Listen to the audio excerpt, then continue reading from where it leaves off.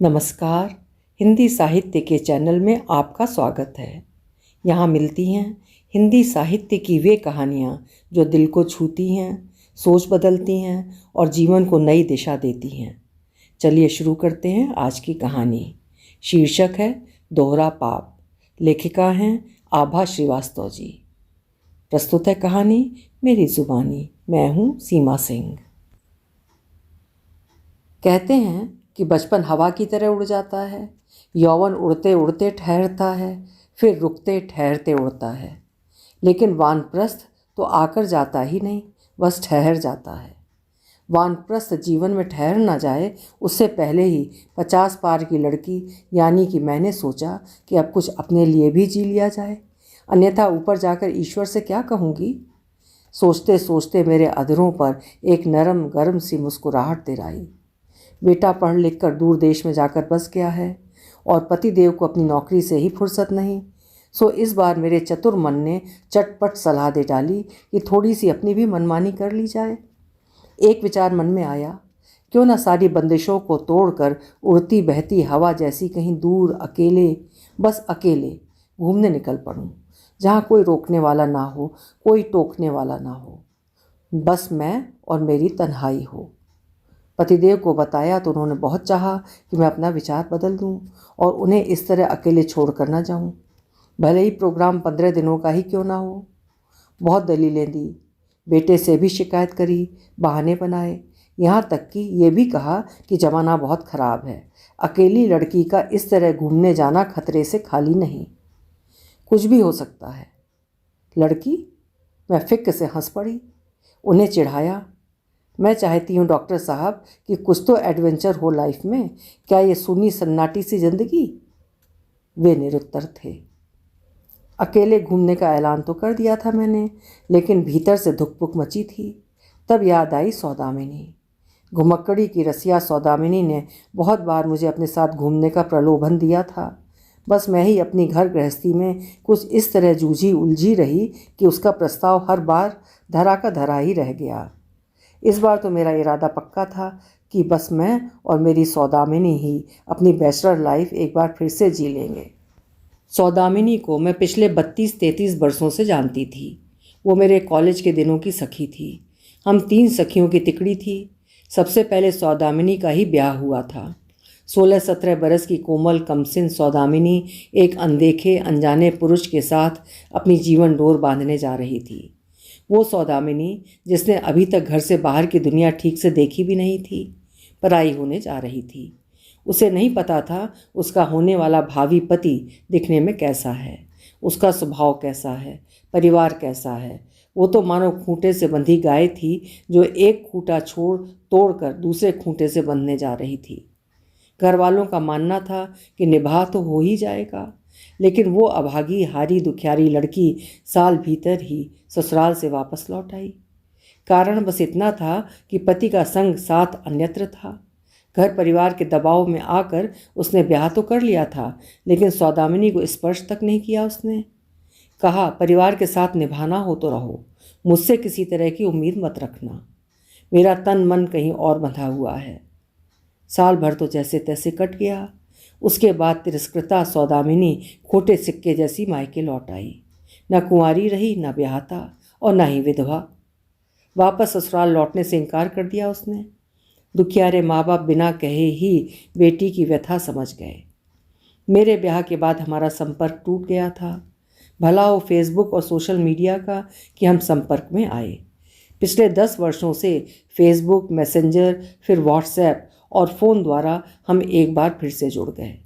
अधूरी पढ़ाई पूरी करने के बाद आजकल सौदामिनी एजी ऑफिस में नौकरी कर रही थी। जानकर अच्छा लगा। हालांकि हम अभी तक प्रत्यक्ष नहीं मिल सके थे, लेकिन एक जुड़ाव और अपनापन बराबर था। सौदामिनी की पोस्टिंग लगातार लखनऊ की ही रही। एक ठीक ठाक सरकारी नौकरी ने उसके भीतर पर्याप्त आत्मविश्वास भर दिया था। इसका मुझे एहसास हो चुका था। फ़ोन पर बात करके हम दोनों सखियों ने सारा प्रोग्राम तय कर लिया था।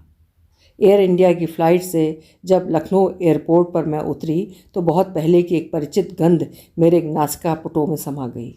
ये शहर मेरे बचपन का शहर, मेरे यौवन का शहर, पापा की पोस्टिंग काफ़ी दिनों तक लखनऊ में रही। उसके बाद जब वे लखनऊ से बाहर गए तब मुझे हॉस्टल में रहना पड़ा। फिर मेरा ब्याह भी तो उस समय क्लार्क्स अवध होटल से हुआ था। कितना बड़ा जुड़ाव था नवाबों के इस शहर से, नहीं बता सकती। एक पल को पूरा अतीत कौंध गया मन में, आँखों में।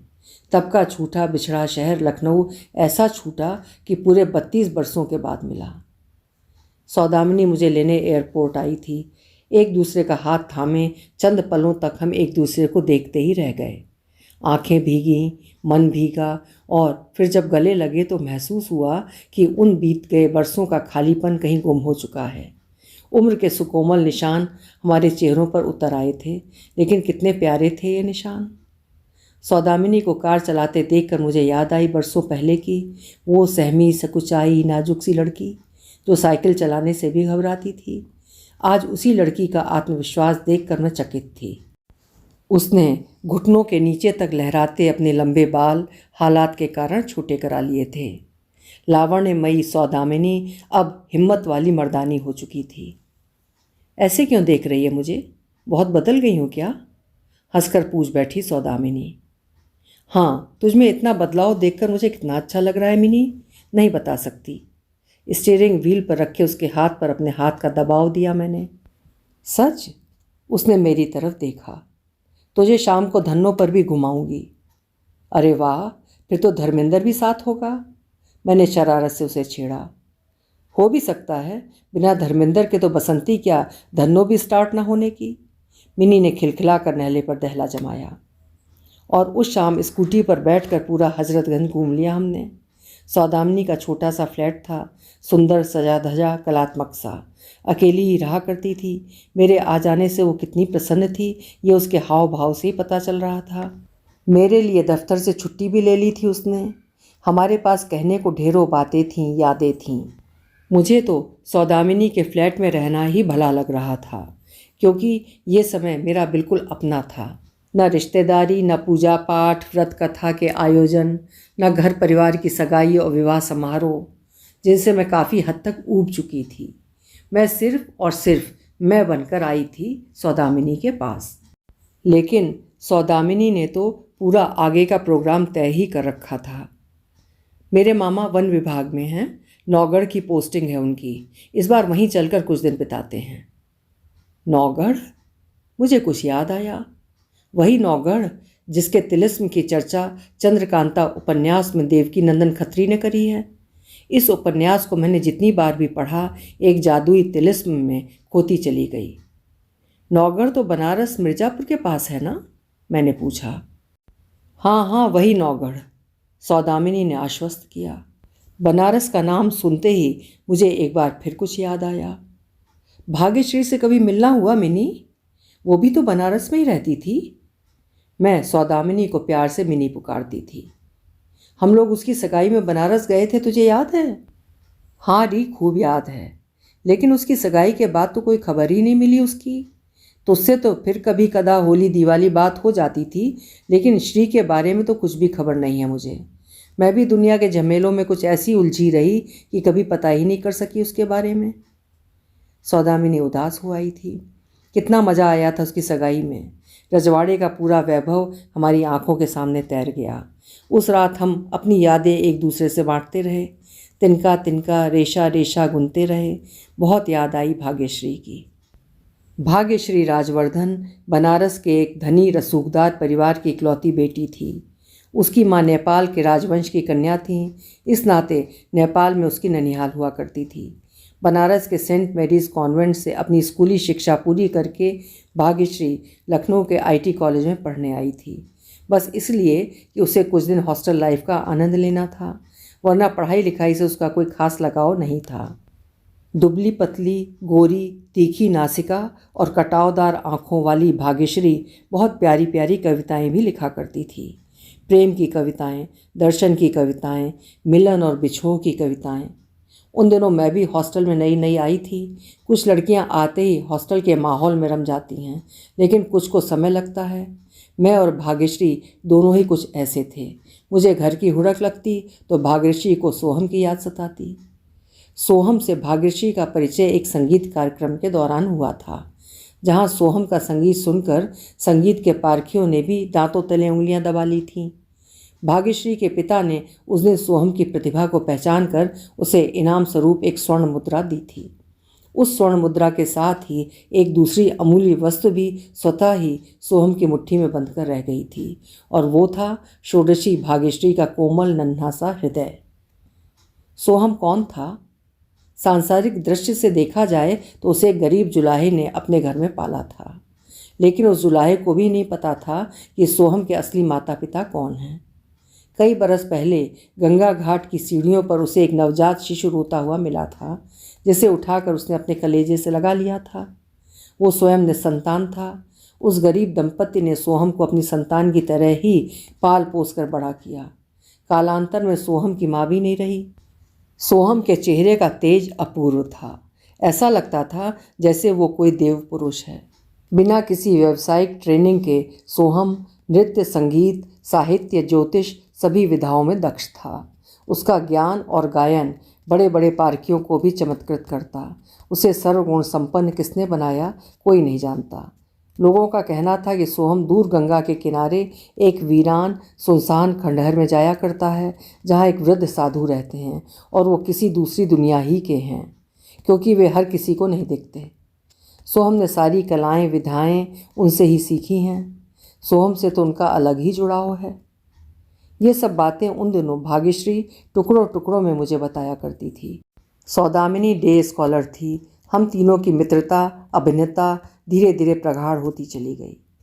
भाग्यश्री सोहम को पसंद करने लगी है, ये बात जानकर भाग्यश्री के माता पिता को एक झटका तो लगा था।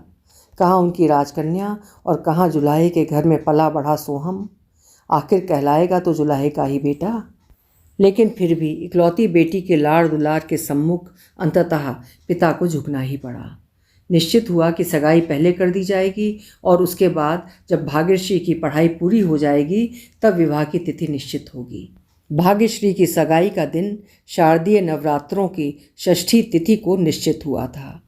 वो बनारस चली गई थी। जाते जाते हम लोगों से एक वादा ले गई थी कि हमें उसकी सगाई में बनारस आना ही होगा। मुझे और सौदामिनी को अपने अपने परिवारों से बड़ी कठिनाई से बनारस जाने की अनुमति मिल सकी थी। उन दिनों लड़कियों पर काफ़ी बंदिशें रहती थीं। आजकल की तरह हम लोगों को इतनी आज़ादियाँ कहाँ थीं। उस समय प्रेम करना ही दुस्साहस समझा जाता था। फिर प्रेम विवाह तो लगभग असंभव ही रहता था। इक्का दुक्का लोग ही अपना प्यार पाने में सफल हो पाते थे। श्री किस्मत वाली थी कि उसका प्यार उसे मिल रहा था। उस उम्र में मेरे मन में भी प्रेम प्यार की कलियां फूटती रहतीं, लेकिन कोई सुपात्र न मिलने के कारण मुरझा जातीं। भाग्यश्री के घर से एक लड़का अक्सर हॉस्टल आया करता था। श्री का कोई दूर के रिश्ते का भाई था। वो कभी धाई माँ के हाथ का बना हलवा लेकर आता, कभी शक्करपारे, मिठाइयाँ, फल, यही सब खाने पीने की चीज़ें लाया करता। वो इतना आकर्षक था कि उसे देखकर मुझे कुछ कुछ होने लगता। हाँ, वो मुझे अच्छा लगने लगा था। मिनी मेरे मन का चोर भांप चुकी थी। मुझे चिढ़ाने के लिए उसने उसका नाम ही शक्करपारा रख दिया था। ट्रेन से बनारस जाते समय पूरे रास्ते वो मुझे छेड़ती रही कि तेरा शक्करपारा तुझे लेने स्टेशन ज़रूर आएगा। वहाँ तुझे एक नहीं बहुत से शक्करपारे मिल जाएंगे। कर लीजो जी भर के प्यार। मेरे मन में भी लड्डू फूटते रहे। काश स्टेशन पर लेने शक्करपारा आ ही जाए तो बनारस आना सफल हो जाए मेरा। पूरे रास्ते बार बार आईना देखती रही मैं। भाग्यश्री के पिताजी ने काले रंग की चमचमाती मॉरिस माइनर कार हमें लेवा लाने के लिए स्टेशन भेजी थी। शक्करपारा तो नहीं आया।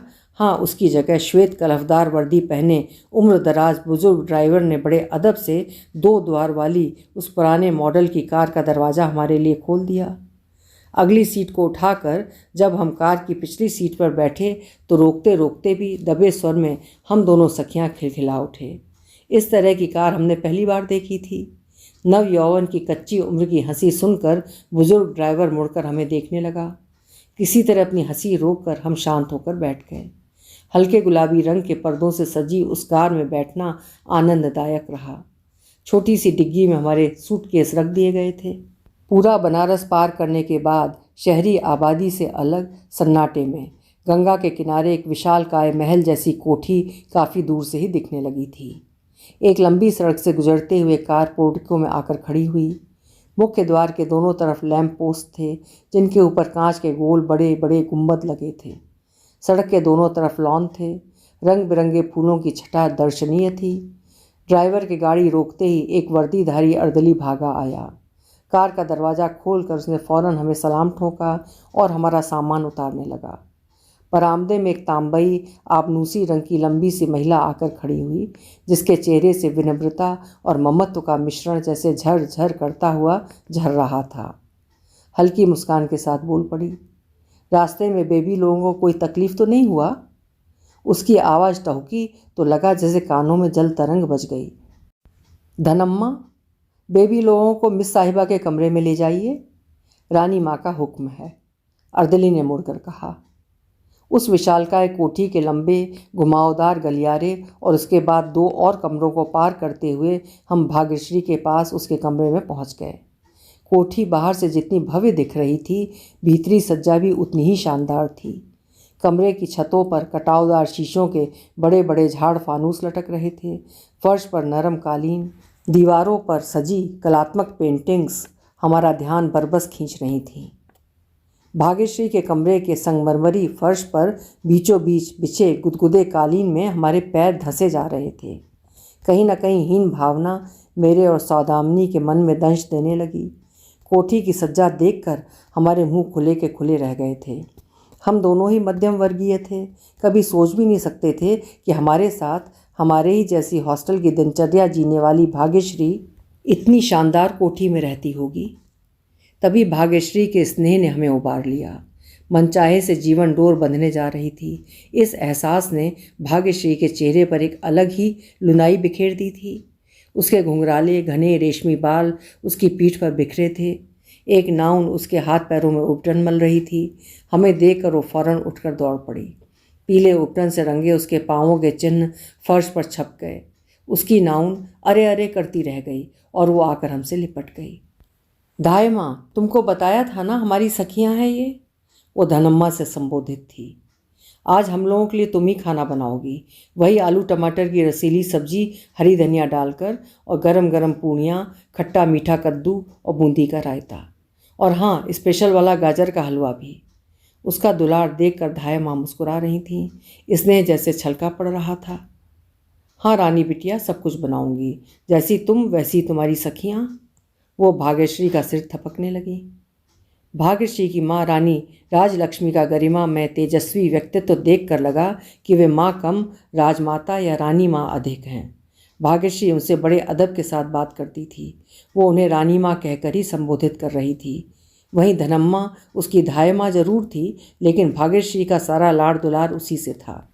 ये मद्रासन प्रौढ़ा भाग्यश्री की माँ के साथ उनकी विदा में उनके साथ ही चली आई थी।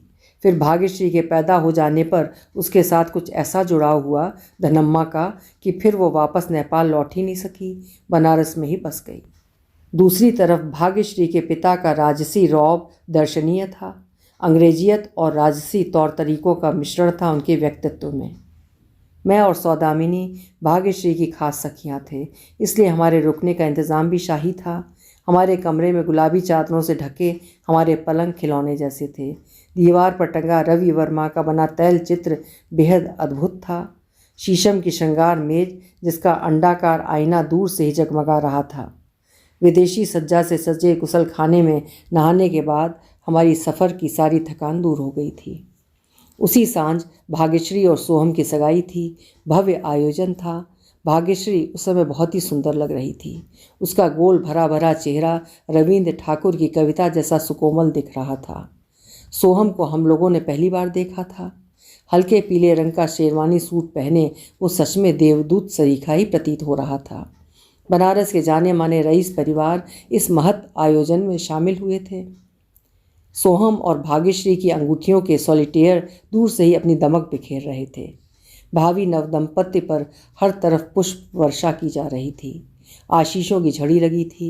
उस जगमगाते उत्सव के बीच मेरी दृष्टि स्टेज के किनारे कोने की कुर्सी पर बैठे एक वृद्ध पर पड़ी, जो काफ़ी दीनहीन दिख रहे थे।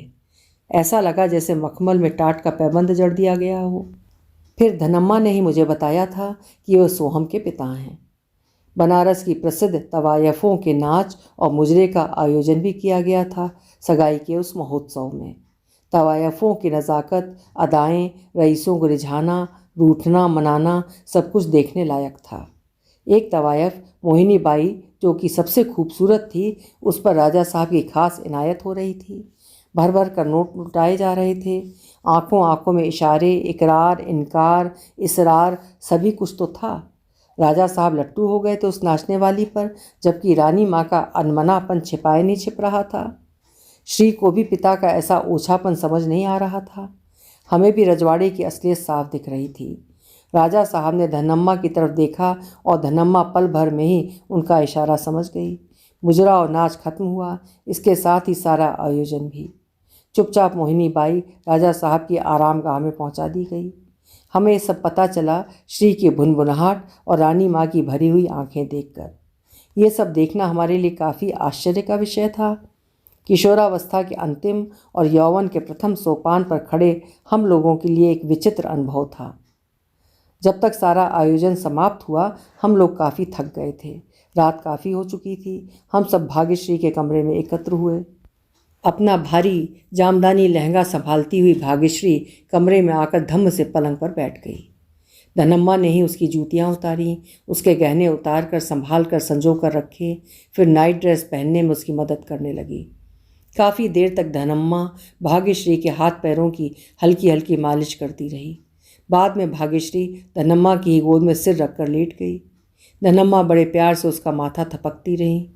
हम सभी रात करीब 3-4 बजे तक बतियाते रहे। बातों बातों में भाग्यश्री ने बताया कि अब वो आगे पढ़ने के लिए वापस नहीं आएगी। हम लोग बस अगले ही महीने शादी करके नेपाल चले जाएंगे। वहाँ नाना जी के पास ही रहेंगे। उनके कामकाज में सोहम उनकी सहायता किया करेगा। ये नाना जी का ही प्रस्ताव है। वो खिलखिला रही थी। सुखी भविष्य की कल्पना ने उसका चेहरा जगमगा दिया था।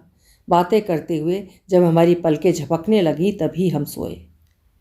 हमारे घरों से सगाई में आने की अनुमति तो मिल गई थी, लेकिन अब इम्तिहान सिर पर थे, सो हम लोग चाह कर भी भाग्यश्री के विवाह में शामिल नहीं हो सके। भाग्यश्री का विवाह हो गया होगा और वो सोहम के साथ सुख से रह रही होगी। हम लोग यही कामना लिए हुए बीए की परीक्षा में पास हो गए। जीवन आगे बढ़ता रहा, समय भी बीतता रहा। धीरे धीरे 32 बरस बीत गए। आज अगर मैं सौदामिनी से न मिलती तो संभवतः भाग्यश्री हमारे लिए एक भूला हुआ स्वप्न बनकर ही रह जाती, जिससे जीवन में कभी मिल सकने का हम सोचते भी नहीं, क्योंकि सोशल मीडिया पर सर्च करने से भी वो नहीं मिल सकी थी हमें। हमने अनुमान लगाया कि हो सकता है कि वो इतनी डिजिटल ना हो। मैं और सौदामिनी अपने यौवन के अतीत में जीते हुए कितनी कितनी भूली यादें और बातें याद करते रहे। फिर सौदामिनी ने ही प्रस्ताव रखा, क्यों ना पहले बनारस ही चला जाए। भाग्यश्री का घर मुझे याद है, कोई तो मिलेगा ना वहाँ। भाग्यश्री का भी अता पता मिल जाएगा। अगले दिन सौदामिनी अपनी वैगन आर में तेल, पानी, हवा सब टिंच करवाकर यात्रा के लिए तैयार थी। कोई ड्राइवर नहीं, कोई हेल्पर नहीं, बस मैं और मेरी मर्दानी सखी, जिसे पिछले 3-4 दिनों में झांसी की रानी कहने लगी थी मैं। उसकी हिम्मत, आत्मविश्वास और दबंगई देखकर मैं चकित थी। कुछ खाने पीने का सामान साथ में रखकर हम दोनों चल पड़े एक रोमांचक अनुभव लेने के लिए। पूरे 32 वर्षों के बाद एक बार फिर हम लोग भाग्यश्री की गंगा पार वाली कोठी की तरफ जा रहे थे। वही जाने पहचाने रास्ते, मॉरिस माइनर, भाग्यश्री की सगाई का भव्य उत्सव, सभी कुछ बारी बारी से याद आ रहा था। सौदामिनी की रास्ते पहचानने की स्मृति गजब की थी। मात्र 1-2 जगह पर उसने रुककर रास्ता पूछा। राजा साहब की कोठी का पता पाना कठिन नहीं था और फिर हमारी गाड़ी उसी कोठी के सामने थी। 32 वर्षों का अंतराल बीच में पसरा था। कोठी का वैभव ढल गया था। दरबान से परिचय बताया तो उसने कोठी का बड़ा सा गेट हमारे लिए खोल दिया। बरामदे में धनम्मा भी आ गई थी। मात्र केशों के सफ़ेद हो जाने से उनमें बदलाव दिखाई दे रहा था, लेकिन देह यष्टि आज भी बिल्कुल सतर थी। वही ममतामयी मुस्कान चेहरे पर छाई थी। हम लोग भाग्यश्री की सहेलियां हैं। शायद आपको याद ना हो कि काफ़ी पहले श्री की सगाई में शामिल होने हम लोग लखनऊ से आए थे। धनम्मा चुपचाप हमें देख रही थी, मानो पहचानने की कोशिश में हूँ। वही टहुकदार मीठी आवाज़ कानों में पड़ी। मुझे याद है कि आप लोग श्री बिटिया की सहेलियां हो। सफ़र से आई हैं आप लोग, पहले नहा धोकर कुछ खा लीजिए, फिर बात करेंगे। वही कमरा, वही श्रृंगार मेज, अंडाकार आईना, रवि वर्मा का बनाया तैलचित्र, संगमरमरी फर्श, सब कुछ तो वही था। फिर भी कुछ खालीपन लग रहा था, एक वीरान सन्नाटा। ऐसा क्यों, नहीं समझ आया। मुंह हाथ धोकर हम फ्रेश हुए, तब तक धनम्मा भी आ गई थी। आइए पहले रानी माँ के पास चलें, लेकिन बहुत संभल कर बात कीजिएगा उनसे। जब से राजा साहब नहीं रहे उनका दिमाग कुछ डिस्टर्ब रहता है, एक ही बात बार बार दोहराती हैं, काफ़ी कुछ भूलने भी लगी हैं। कभी कभी तो बहुत पुरानी बातें याद करती हैं। डॉक्टर्स कहते हैं उन्हें अल्जाइमर है, जीते जी ठीक नहीं हो सकता। इसके साथ ही जीना होगा उनको, उम्र के साथ ही जाएगा। धनम्मा बताती जा रही थी। एक उनकी अंगूठी काफ़ी समय से खोई हुई है, पता नहीं कैसा मोह था उस अंगूठी से। बार बार याद करती हैं, परेशान रहती हैं उसके लिए। आप लोगों से जिक्र करें तो चुप ही रहिएगा प्लीज़। रानी माँ अपने कमरे में व्हील चेयर पर बैठी थी। काफ़ी वृद्ध हो चुकी थी और कमज़ोर भी, लेकिन तब भी चेहरे पर तेज था। हमें देखकर मुस्कुराती नहीं। तुम दोनों श्री की सखियाँ हो, हमें पता है। अच्छा किया जो हमसे मिलने आ गई। आजकल तो यहाँ कोई आता ही नहीं। हम भी कितने अकेले पड़ गए हैं, बता नहीं सकते। अब तो श्री भी हमसे मिलने नहीं आती। कितने कितने दिन बीत जाते हैं। मैंने और मिनी ने एक दूसरे को देखा। हमारी आंखों में एक सवाल था। रानी माँ की आंखें भर आई थीं। हमारी एक अंगूठी गुम हो गई है, बड़ी महंगी थी और ख़ानदानी भी, शायद कोई चुरा ले गया। तुम लोग धनम्मा के साथ मिलकर ढूंढ दोगी क्या? वे इतने दीनहीन तरीके से बोली कि दया आ गई। धनम्मा, ढूंढो ना अंगूठी, आखिर जाएगी कहाँ? ठीक से देखो, दराज में, कपड़ों में, शायद हमारे लॉकर में रखी हो। वे बोले ही जा रही थीं। बोलते बोलते थक गईं तो धनम्मा ने उन्हें सावधानी से बिस्तर पर लेटा दिया और थपकने लगी। उन्नीदी आंखों से हमें देखकर वे कहती जा रही थीं, मुझे अब आंखों से दिखाई भी नहीं देता ठीक से। ऐसा लगता है सब कुछ डूबता जा रहा है। सिर में बराबर दर्द बना रहता है। अरे हाँ, अंगूठी मिल गई क्या? शायद पुलिस में रिपोर्ट करनी होगी। वो बड़बड़ाती रहीं, फिर आहिस्ता आहिस्ता ऊँघने लगीं। थोड़ी देर में उनके खर्राटे गूंजने लगे। वे कुछ नीम पागल सी लग रही थीं। रानी माँ से मिलकर हम लोग कमरे में चले आए। अभी तक भाग्यश्री का कुछ अता पता नहीं था। मैंने धनम्मा से पूछा, श्री कहाँ है आजकल? ताए माँ, कितने बरस हुए उससे नहीं मिले हम लोग। उसका फ़ोन नंबर देंगी आप? इस बार निकले हैं तो मिलकर ही जाएंगे श्री से। श्री बिटिया संस्था में गई हैं, आती होंगी, आप लोग मिल लेना। श्री यहीं है बनारस में? हम लोग एक सुखद आश्चर्य से भर गए। ढूंढने से तो परमात्मा भी मिल जाते हैं, फिर श्री तो हमारी सखी थी। श्री आ गई थी। हम 3 सखियाँ, बीच के बरस और फिर प्रौढ़ उम्र का गांभीर्य, लेकिन उसके बाद हमारी गलबहियाँ। हमें देखकर श्री की आंखों में ढेर सा आश्चर्य और दुलार उमड़ आया। अपनी दोनों बाहें फैलाकर उसने हमें गले से लगा लिया, लेकिन हम श्री को देखकर स्तब्ध थे। जिस श्री की हमने कल्पना की थी, ये वो तो नहीं थी। हमारी कल्पना की श्री तो 16 श्रृंगार धरे हुए सुहागन थी, जो सोहम के साथ एक सुखद दाम्पत्य जीते हुए अब तक 2-3 बच्चों की दादी नानी बन चुकी होगी। हमारी कल्पना की श्री और सामने खड़ी श्री में जमीन आसमान का अंतर था। इस श्री के चेहरे पे ना तेज था, ना ओज, ना दिव्य ज्योति, बस एक टीस दिख रही थी जो उसे आत्म केंद्रित घोषित कर रही थी। हाँ, वैरागन श्री की मुस्कान पहले की तरह ही मोहक थी। बिना श्रृंगार की श्री, बिना आभूषणों की श्री, बस एक मोटी सफ़ेद साड़ी और गले में रुद्राक्ष की माला पहने श्री का रूप साध्वी सरीखा था। श्री, ये क्या? ऐसा पहनावा, ऐसा वैरागन रूप, क्यों, कैसे? मेरे मुंह से निकला। सौदामिनी की आंखों में भी यही सवाल था। धनम्मा ने श्री के कंधे से उसका झोला उतार लिया था। वो उसका सिर हल्के हल्के दबा रही थी। सोफे पर बैठी श्री काफ़ी थकी लग रही थी। हमारे सवालों को सुनकर एक फीकी मुस्कुराहट उसके अधरों पर तैर गई। ये मैं ही हूँ सखी, तुम लोगों की अपनी श्री। लेकिन कितने सवाल उमड़ आए थे हमारी आंखों में। तब भी पूछने में एक संकोच आड़े आ रहा था। तत्क्षण श्री ने हमें उबार लिया। हाँ, ब्याह नहीं हुआ मेरा, हमारा, मेरा और सोहम का। यही संशय है ना तुम लोगों के मन में? उसने एक झटके से हमारा संशय दूर कर दिया। उस रात्रि के कमरे में एक बार फिर हम चारों थे, मैं, सौदामिनी, श्री और धनम्मा। याद आई 32 बरस पहले की वो रात, श्री और सोहम की सगाई की रात।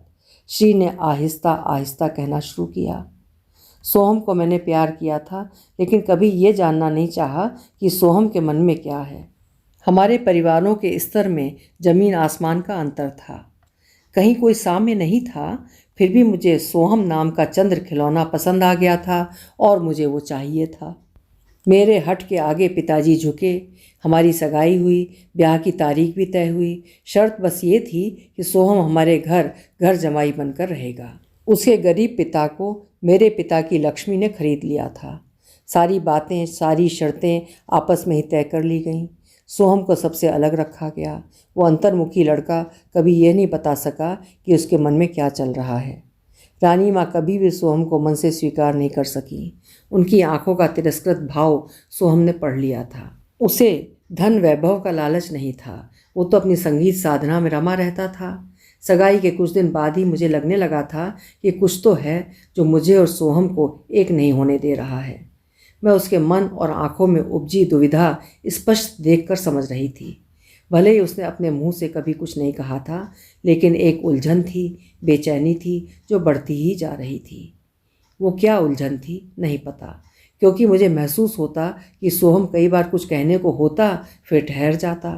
ऐसा लगता कितनी घुटन भरी है उसके मन में। कहते हैं ब्याह के कलश का पानी पड़ते ही कन्या स्वयं परिपक्व हो जाती है। मैं तो अपनी सगाई के बाद से ही बहुत कुछ समझ रही थी। मुझे लगता शायद मैंने सोहम को ज़बरदस्ती अपने साथ बांध लिया है। क्या पता उसका मन कहीं और बंधा हो। प्रेम जिंदगी की पहली शर्त होती है। जिस व्यक्ति ने अपने जीवन में प्रेम नहीं किया वो पत्थर से भी बदतर है। मैंने भी अपनी ज़िंदगी में प्यार करने की भूल करी थी। भूल, हाँ भूल ही कहूँगी, क्योंकि प्यार एक तरफा तो नहीं होता। जिसे मेरे दिल ने कबूल किया वो शायद मेरा था ही नहीं। श्री अपना अतीत याद करते हुए भावुक हो रही थी और हम सोच रहे थे कि हमारी श्री के प्यार को किसकी नज़र लग गई। वो कहती ही रही। ब्याह के निमंत्रण पत्र बट चुके थे। सभी तैयारियां पूरी हो चुकी थीं। गहने, कपड़े, बर्तन, बांटने का सामान सभी कुछ खरीदा जा चुका था। पिताजी मेरे ब्याह में कोई कसर नहीं छोड़ना चाहते थे। अचानक ही सोहम बनारस से अपने घर से गायब हो गया। कहाँ गया पता नहीं। दरअसल सोहम नित्य ही गंगा तट पर एक गुफा में संगीत साधना के लिए जाया करता था। उस गुफा में पत्थर पर उसके गुरु के चरण चिन्ह अंकित थे। उन पर फूल अर्पित करने के बाद ही वो संगीत साधना आरंभ करता था। उस दिन वो रियाज के लिए गया और वापस लौटा ही नहीं। अफवाह उड़ गई कि उसने जल समाधि ले ली है, लेकिन उसका शरीर तो मिल ही नहीं सका। पिताजी को गहरा धक्का लगा इस बात से। बदनामी और जगहसाई के डर ने उन्हें आतंकित कर दिया था। मैं भी सोहम के अचानक लापता होने से हकबकाई हुई थी कि धाय माँ ने मुझे सोहम का पत्र थमाया। मुझे क्षमा करना श्री, तुम्हें अपना कर कोई भी अपने को धन्य समझता, लेकिन शायद मैं इतना भाग्यशाली नहीं हूँ। मुझे इन स्वर्ण जंजीरों से मुक्ति चाहिए। मैं किसी और के साथ वचनबद्ध हूँ। हो सके तो मुझे क्षमा कर देना। मुझे ढूंढने की कोशिश न की जाए तो ही अच्छा होगा। चंद लाइनें और रिश्ता खत्म। पिताजी ये झटका बर्दाश्त नहीं कर सके। उनका बीपी बहुत बढ़ गया। अचानक ही वे गिर पड़े। फौरन डॉक्टर आए। पता चला बीपी एकाएक बढ़ जाने से उन्हें पक्षाघात हो गया है। फिर तो पिताजी की दुनिया बस बिस्तर तक सिमट कर रह गई। उनका इलाज हुआ, लेकिन उनका मन इतना टूट चुका था कि वे ठीक होना ही नहीं चाहते थे। उनकी इस बीमारी ने रानी माँ की हंसी खुशी, बनाव श्रृंगार सब कुछ छीन लिया। पूरे 3 साल वो इसी तरह बिस्तर पर पड़े रहे। मैं स्वयं को उनका और रानी माँ का अपराधी मानने लगी। 3 बरस बिस्तर में घिसने के बाद पिताजी ने अंतिम सांस ली। उसके बाद रानी माँ के दिमाग में खलल पड़ने लगा। अपना दुख तो मैं समझ ही नहीं सकी। पहले पिताजी और उसके बाद रानी माँ को संभालते संभालते मैं खुद पागल होती जा रही थी। सोहम इस तरह मुझे ठुकरा कर चला जाएगा, कभी सोचा नहीं था। रानी माँ जब संतुलित होती तब मेरे ब्याह के लिए सोचती। कितने पंडित, कितने ज्योतिषियों से मेरी कुंडली विचरवाती। उनका बड़ा अरमान था कि किसी बड़े घराने में मेरा ब्याह हो जाए, लेकिन पता नहीं क्यों मुझे ब्याह के नाम से ही अब चिढ़ सी होने लगी थी। लगता था सोहम से एक बार जुड़ा मन सच में कहीं और जुड़ भी सकेगा या नहीं। उम्र के कुछ बरस और सरके, फिर मेरे ब्याह की चर्चा ही बंद हो गई। बीते 3-4 बरसों में एकाएक अजीब सी परिपक्वता समाती जा रही थी मेरे भीतर। रानी माँ की बातों से लगता कि उन्हें सोहम के चले जाने का उतना दुख नहीं है जितना सगाई में उसको पहनाई गई खानदानी सच्चे हीरे की अंगूठी का उसी के साथ चले जाने का। हाँ, वो अंगूठी तो सोहम के साथ ही चली गई थी ना। रानी माँ मेरी अपनी माँ है, लेकिन तब से उस निर्जीव अंगूठी के प्रति उनकी अनोखी आसक्ति मुझ में घृणासी पैदा कर रही थी, सांसारिक कामनाओं के प्रति। उन्होंने कभी भी सोहम के लिए विलाप नहीं किया, उसे कभी याद भी नहीं किया, मेरे लिए दुख नहीं किया। कैसी माँ थी वे।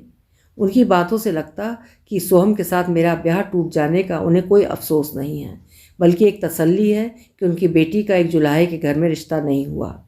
एक धाई माँ ही थी जो मुझे समझ रही थी। वो रानी माँ को भी संभालती और मुझे भी। इस घर के नमक का पूरा कर्ज चुका रही थी मेरी धाई माँ। श्री ने बड़े प्यार से धाई माँ की तरफ देखा और अपना सिर उनके कंधे से लगा लिया। उसकी कहानी आगे बढ़ती रही। धाई माँ से ही मैंने कहा कि मैं कुछ दिनों के लिए घर से दूर जाना चाहती हूँ, वरना यहाँ पर काल सरी की यादें मुझे पागल कर देंगी। पिताजी की एक मित्र थी जो पहाड़ों पर एक आध्यात्मिक केंद्र चलाती थी, योगाचार्य थी, मठ की संचालिका और रेकी की एक्सपर्ट। मैं उनके पास चली गई। उनके संपर्क में रहते हुए मैंने कई विधाएं सीखीं ताकि लोगों का दुख दूर कर सकूं। सबका दुख दूर करते करते अपना दुख भूलने लगी, लेकिन सोहम को नहीं भूल सकी।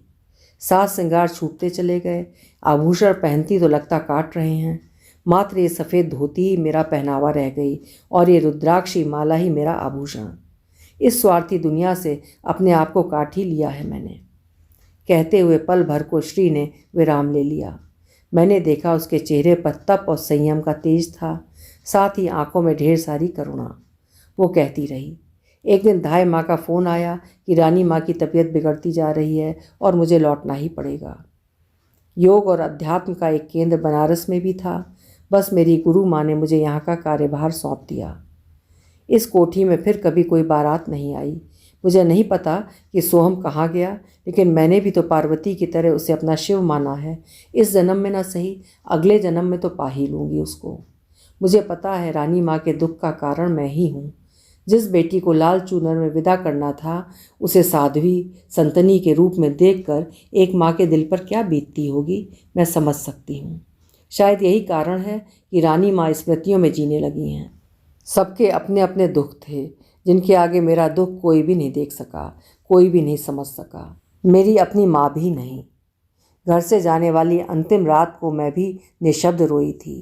कभी नहीं चाहा था कि इस घर से मेरी विदाई इस तरह हो। सब कुछ सामान्य रहता तो मैं भी सन्यासिन नहीं, दुल्हन बनकर इस घर से विदा होती। दुनिया से छिप छिप कर आंसुओं से रोती और रो रो कर उस ईश्वर से पूछा करती कि मुझे लाल चुनर क्यों नहीं नसीब हो सकी, क्यों मेरे जीवन से सारे रंग छीन लिए उसने। कैसा ग्रहण था जो मेरे भाग्य को, मेरे प्यार को लग गया। शुरुआती दिनों में मौन रुदन, लंबी लंबी रातें, सोहम की याद, लेकिन साल पूरा होते होते मैंने स्वयं को साध लिया, संभाल लिया। एक गहन चुप्पी हमारे बीच पसर गई थी और इस चुप्पी का टूट जाना आवश्यक था, जितनी जल्दी हो सके। अगले दिन जब हम सब लोग जागे, भाग्यश्री अपनी संस्था में जा चुकी थी। धाई माँ हमारे नाश्ते खाने के प्रबंध में लगी थीं। लग ही नहीं रहा था कि इस घर में हम लोग पूरे 32 वर्षों के बाद आए हैं। धाई माँ के हाथ का स्वादिष्ट खाना खाकर मन तृप्त हो गया। श्री भी हमारे साथ नाश्ता करती तो कितना अच्छा लगता, मैंने कहा। श्री बिटिया तो बरसों से एक ही समय खाना खाती हैं। दिन का भोजन तो कब का छोड़ रखा है उन्होंने।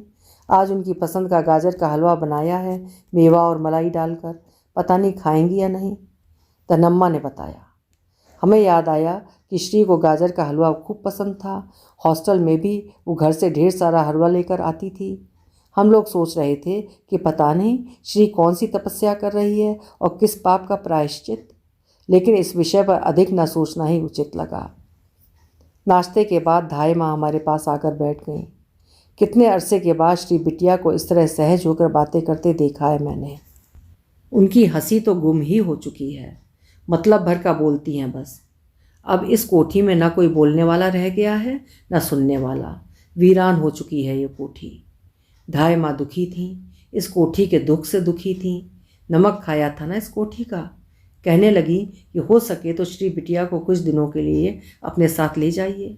आप लोग उसकी सखियां हो, आप लोगों के साथ रहेंगी, थोड़ा घूमे फिरेंगी तो उनका मन भी बदलेगा, वरना कोठी से संस्था और संस्था से कोठी, बस उनकी दुनिया इतने में ही सिमट कर रह गई है।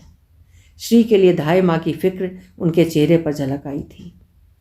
श्री को बाहर जाने के लिए मना लेना आसान नहीं था, लेकिन अंततः हमने उसको राजी कर ही लिया। फिर क्या था, 2 दिन बाद ही हम तीनों सखियां नौगढ़ के लिए निकल पड़े। सर्दियों की शुरुआत थी और दिन काफ़ी छोटे होने लगे थे। कार जंगल और घुमावदार पेचीदे रास्तों से होकर गुजर रही थी। हम लोग नियत समय पर गेस्ट हाउस पहुंच गए। नौगढ़ का घना जंगल और वहाँ लकड़ी का बना डाक बंगला जिस जगह बना था वो जगह बिहार और नेपाल की सीमा थी। डाक बंगले के चारों तरफ एक दीवार घिरी थी जिसमें छेद बने थे। अंग्रेज़ों के समय इन छेदों का प्रयोग संभवतः शिकार के लिए किया जाता होगा। फिलहाल अभी तो इनसे आने वाली हवा शरीर में सिहरन पैदा कर रही थी, क्योंकि कुछ ही दूरी पर कर्मनाशा नदी बह रही थी। डाक बंगला जंगल की ज़मीन से कुछ ऊंचाई पर बना था। हमारे आने की आहट सुनकर बूढ़ा चौकीदार भागता हुआ आ गया। हमारे लिए उसने खाने का इंतज़ाम भी कर रखा था। दरअसल सौदामिनी के मामा को अचानक ही सरकारी काम से दिल्ली जाना पड़ गया था। इसकी खबर उन्होंने सौदामिनी को फ़ोन पर दे दी थी। हम लोगों को कोई परेशानी ना हो, चौकीदार को इसकी खास हिदायत दी गई थी। डाक बंगले में 2 बड़े बड़े पेट्रोमैक्स चल रहे थे। चौकीदार ने बताया कि यहाँ अक्सर बिजली चली जाती है, इसलिए पेट्रोमैक्स में हमेशा गैस भरवा कर रखनी पड़ती है। वैसे जंगल के डाक बंगले सारी सुविधाओं से युक्त होते हैं, लेकिन इस तरफ लोग बहुत ही कम आते हैं, चौकीदार हमें बताता जा रहा था। वो वृद्ध अपने आप में काफ़ी रोचक लगा। थोड़ी सी ही देर में उसने जंगल की काफ़ी जानकारी हमको दे डाली थी। जंगल के डाक बंगले में हमारी पहली रात थी। झींगरों की आवाज़ कानों में पड़ रही थी। कभी एकाध बार रुक रुक कर नीरवता को भंग करते हुए मोर की बोली भी सुनाई पड़ जाती। कुछ अटपटा लग रहा था। काफ़ी देर तक जब नींद नहीं आ सकी तो सौदामिनी उठ बैठी।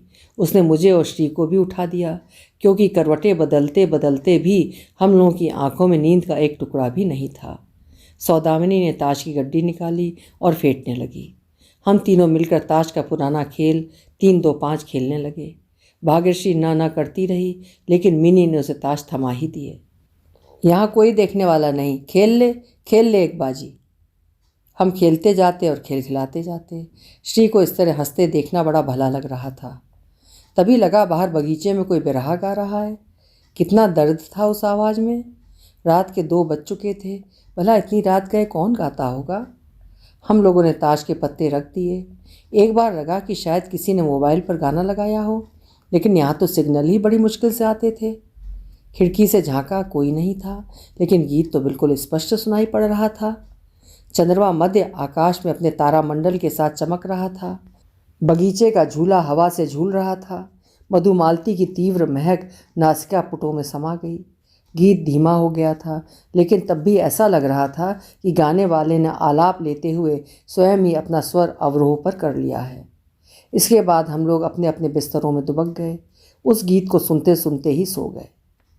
सुबह चौकीदार बैठी देने आया तो उसे रोक कर मैंने पूछ ही लिया, बाबा रात को बिरहा कौन गा रहा था? कौन है जिसके बिरहा में इतना दर्द भरा है? मिलना चाहते हैं हम लोग। कोई राहगीर होगा मैडम जी, यहाँ तो मेरे अलावा कोई नहीं रहता और मुझे तो गाना आता नहीं। वृद्ध चौकीदार मूँछों में मुस्कुराया। चौकीदार का जवाब हमें चौंका गया। नहीं, वो आवाज़ किसी राहगीर की तो नहीं हो सकती। ऐसा लग रहा था कि कोई बिल्कुल पास में ही खिड़की के नीचे खड़ा होकर गीत गा रहा हो, या फिर बगीचे में जो खिड़की से ही लगा सा था। फिलहाल सब कुछ भूल कर हम लोग तैयार होने लगे। आज का दिन घूमने का दिन था, सो निकल लिए मस्ती के लिए। प्राकृतिक सुषमा और सौंदर्य से युक्त जंगल को देखना अच्छा लग रहा था। ठंडी हवा के झोंकों से सिर के बाल फर फर उड़ रहे थे। कानों में जलप्रपात के हरहरा कर गिरने की आवाज़ दूर से सुनाई पड़ रही थी। फल पुष्प मिश्रित पहाड़ी खुशनुमा पत्तियों की भीनी सुगंध से मन के तार झंकृत हो रहे थे। श्री को देखकर लगा काश उसकी ठहरी हुई जिंदगी भी जलप्रपात की तरह बह उठे। वो खुश थी, प्रमुदित और प्रफुल्लित। उसे देखकर हम खुश थे। थोड़ी देर में राजदरी और देवदरी जलप्रपात हमारे सामने थे। चारों तरफ पहाड़ियाँ और ऊपर से गिरता हुआ जलप्रपात। लगा जैसे चांदी पिघलकर झरने के रूप में गिर रही हो। पानी इतना स्वच्छ कि कहीं एक तिनका भी नजर नहीं आ रहा था। एक पहाड़ी पर एक पीर की मजार भी थी। पता चला कि उसके सामने सच्चे मन से मांगी गई दुआ अवश्य ही कबूल होती है। हम वहाँ भी गए। धूप और लोबान की गंध वातावरण में फैली हुई थी, लेकिन उधर जाकर डर नहीं लगा। वहाँ पर बैठकर सूर्योदय और सूर्यास्त देखना अच्छा लग रहा था। जब तक वापस डाक बंगले में लौटे, चौकीदार ने खाना बनाकर रखा था हमारे लिए। भले ही खाने में बहुत स्वाद नहीं था, लेकिन गर्मा गर्म खाना और उस माहौल में खाने का आनंद अलग ही था। हम तीनों सखियां इतने बरसों के बाद एक बार फिर खुलकर हंस रहे थे, बोल रहे थे, खिलखिला रहे थे। दूसरी रात जब चौकीदार अपना काम निपटा कर वापस गया तो हमें लूडो खेलने का शौक चढ़ाया। लूडो, फिर सांप सीढ़ी और उसके बाद एक बार फिर ताश का इक्का, बादशाह, बेगम और गुलाम। ताश खेलते खेलते काफ़ी समय हो गया था, शायद रात का तीसरा पहर। एक बार फिर वही मोहक धुन कानों में पड़ी, वही बिरहा की धुन। धुन वही थी लेकिन बोल अलग थे। हमारा ताश खेलना थम गया था। उफ, कैसा मधुर था वो गीत, जैसे कोई किसी को बुला रहा हो। इस बार लगा जैसे बगीचे के झूले पर बैठा कोई गा रहा हो। देखा तो वहाँ कोई भी नहीं था। फिलहाल गीत इतना मधुर था कि लगा बस सुनते ही रहें। स्वर और आलाप दोनों ही बिल्कुल स्पष्ट सुनाई पड़ रहे थे। खिड़की से मधुमालती की महक आई और गीत धीमा होते होते बंद हो गया। हमें नींद नहीं आ रही थी कि सौदामिनी को शरारत सूझी। श्री, तुझे याद है कॉलेज के दिनों में हम लोग प्लांचेट किया करते थे, चलना फिर से वही खेल खेलें। श्री तैयार नहीं थी, लेकिन मिनी अड़ गई। उसका कहना था कि ये कोई असली खेल थोड़ी है, ये तो जस्ट फॉर फन है। और हमने वही खेल खेला। अचानक लगा जैसे हवा में इत्र घुल गया हो। एक फरफराहट सी महसूस हुई। आभास हुआ जैसे गैलरी में कोई चल रहा हो। उसकी पदचाप कमरे के दरवाजे तक आकर मुड़ गई। सहसा ही श्री बेसुध होकर गिर गई। हम घबरा गए थे। मैंने सब कुछ समेट बटोर कर रखा और श्री को संभालने लगी। देखा मिनी होठों ही होठों में हनुमान चालीसा पढ़ रही थी। जो भी हुआ, हो सकता है हमारा वहम रहा हो, लेकिन मेरे मुख से भी स्वतः गायत्री जप निकलने लगा। ओम भूर्भुवः स्वाहा। चंद ही पलों में श्री को होश आ गया। सोहम उसके मुंह से अनायास ही निकला। मैं उसकी पीठ सहला रही थी। सौदामिनी ने चुपचाप उसे सहलाकर थपक कर सुला दिया। उस रात हम तीनों ही एक साथ चिपक कर सो गए। कोई डर तो नहीं था, लेकिन लगा कि श्री को हमारे स्पर्श की ज़रूरत है। पिछली रात जो भी हुआ, हम में से किसी ने आपस में उसकी चर्चा नहीं करी। श्री भी बिल्कुल सामान्य लगी, जैसे कुछ हुआ ही ना हो। हम चाहते थे कि वो हमारे साथ घूमने आई है तो यादगार अनुभव लेकर ही जाए। चाय लेकर आए चौकीदार ने कहा, आज कर्मनाशा तक घूम आइए आप लोग। हमारा मन भी कर्मनाशा के तट तक जाने का था। चौकीदार ने हमें बताया था और हमने भी नेट पर सर्च करके देखा था कि कर्मनाशा एक शापित नदी है। इसका पानी छूना भी पाप होता है। स्पर्श करते ही मनुष्य के सारे पुण्य नष्ट हो जाते हैं, ऐसी मान्यता है। राजा त्रिशंकु के बारे में बहुत कुछ सुना था, लेकिन नहीं पता था कि धरती और आकाश के बीच लटके उस अभागे राजा सत्यव्रत उर्फ त्रिशंकु की लार से नदी बनी है। तट पर बैठे हम तीनों चुपचाप थे। त्रिशंकु के लिए, कर्मनाशा के लिए, या 2-3 दिनों के बाद अपनी वापसी के लिए, पता नहीं किस लिए। चुपचाप उस शापित नदी को बहते हुए देखते रहे। आसमान में बादल घिर आए थे। ऐसा लग रहा था कि बारिश होगी, लेकिन किसी का भी मन वहाँ से उठने का नहीं था। निश्चिंत थे कि बारिश होती भी है तो जल्दी से भागकर कार में दुबक जाएंगे। एक बूंद टप से टपकी, दूसरी बूंद, तीसरी बूंद, जब तक उठते संभलते बूंदों की झड़ी लग चुकी थी। हमारा अंदाज गलत निकला। कार तक पहुँचते पहुँचते हमारे कपड़े, जूते, बैग्स, यहाँ तक कि मोबाइल फ़ोन भी पानी से तरबतर हो चुके थे। बारिश तूफ़ानी थी, तेज़ हवाएं, बारिश और ठंड। कार के पास पहुंचकर दरवाज़ा खोलना चाहा, लेकिन पता नहीं क्या था कि कार का दरवाज़ा बहुत कोशिश करने के बाद भी खुल नहीं सका। पता नहीं इस तरह कैसे लॉक हो गया था। हार कर अपनी सवारी छोड़कर हम तीनों सखियां बौछारों में भीगते हुए, भीगने का आनंद लेते हुए डाक बंगले की तरफ चल पड़े। नदी के तट पर बैठे हुए जो गंभीरता, दार्शनिकता हमारे भीतर समाई थी, कहीं गुम हो चुकी थी। खिलखिलाहट, बचपन और अल्हड़पन। लगा जैसे कॉलेज के दिन वापस लौट आए हों। दिन तो नहीं लौटे, लेकिन कोई लौट के आया जरूर। बारिश की उन बौछारों के बीच सामने से एक परिचित आकृति आती हुई दिखी। कंधे पर झोला, हाथ में बड़ी सी टॉर्च और छाते से ढकी वो आकृति जब निकट आई तो देखा वो डाक बंगले का चौकीदार था। साहब जी, गांव जाना पड़ेगा। मेरी घरवाली की तबीयत काफ़ी ख़राब है, पता नहीं बचेगी या नहीं। जाते ही गांव से अपने भांजे को भेजता हूँ जो आप लोगों के लिए खाना बना देगा, हड़बड़ाते हुए कहा उसने। उसके फटे जूते कीचड़ में सन गए थे। उसका हुलिया देखकर हम पिघल गए। तुम जाओ बाबा, हम लोग आराम से रह लेंगे, भाग्यश्री ने उसे आश्वस्त किया। हाँ बाबा, ईश्वर करे आपकी पत्नी जल्दी से स्वस्थ हो जाएं। सौदामिनी ने अपने पर्स से कुछ रुपए निकाल कर उसे दिए। दुआएं देता हुआ वो अपने गांव के लिए रवाना हो गया। नवंबर का महीना, दोपहर के 4:30 बजे ही अंधेरा घिर आया था। फिर ये बेमौसम की बारिश।